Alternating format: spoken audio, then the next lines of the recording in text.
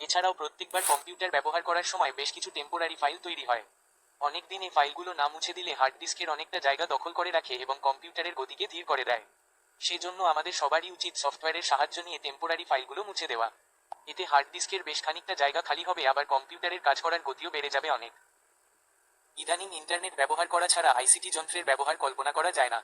Internet ব্যবহার করলে তোমার ইন্টারনেট ব্রাউজারের ক্যাশ মেমোরিতে অনেক কুকিজ ও টেম্পোরারি ফাইল জমা হয়। এতে আইসিটি যন্ত্রটি ক্রমান্বয়ে ধীর হয়ে যায়। প্রতিদিন সম্ভব না হলেও কিছুদিন পর পর ক্যাশ মেমোরি পরিষ্কার করা একান্ত প্রয়োজন। এই কাজটি করতে সফটওয়্যার তোমাকে সাহায্য করবে।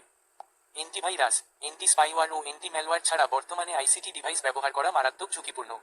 এ ধরনের সফটওয়্যার একটি গুরুত্বপূর্ণ রক্ষণাবেক্ষণ কার্যক্রম, যার মাধ্যমে আইসিটি যন্ত্র ব্যবহারকারীগণ তাদের যন্ত্রে ভাইরাস সহ ম্যালওয়্যার বা স্পাইওয়্যারের আক্রমণ থেকে রক্ষা পান।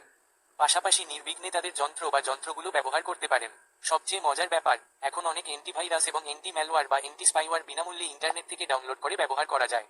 এমনকি এই সফটওয়্যারগুলো ইন্টারনেটের মাধ্যমে আপডেট করা যায়। হালনাগাদ বা আপডেটেড অ্যান্টিভাইরাস ছাড়া আইসিটি যন্ত্র ব্যবহার করা অত্যন্ত ঝুঁকিপূর্ণ।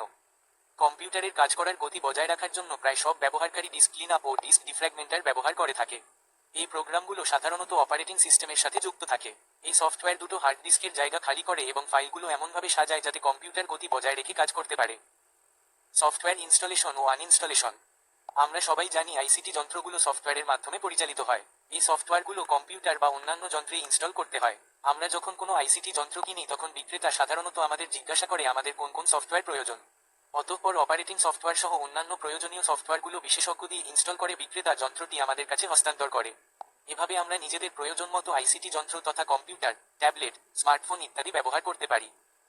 অপারেটিং সিস্টেম সফটওয়্যার ইনস্টল করার প্রক্রিয়া একটু জটিল এবং এর জন্য কিছু বিশেষ দক্ষতার প্রয়োজন হয়। অপারেটিং সিস্টেম সফটওয়্যার ছাড়াও আইসিটি যন্ত্র ব্যবহার করতে আমাদের বিভিন্ন ধরনের সফটওয়্যার প্রয়োজন হয়। এই সফটওয়্যারগুলো ব্যবহারকারীর যন্ত্রটি ব্যবহারের উদ্দেশ্যের ভিত্তিতে ইনস্টল করতে হয়।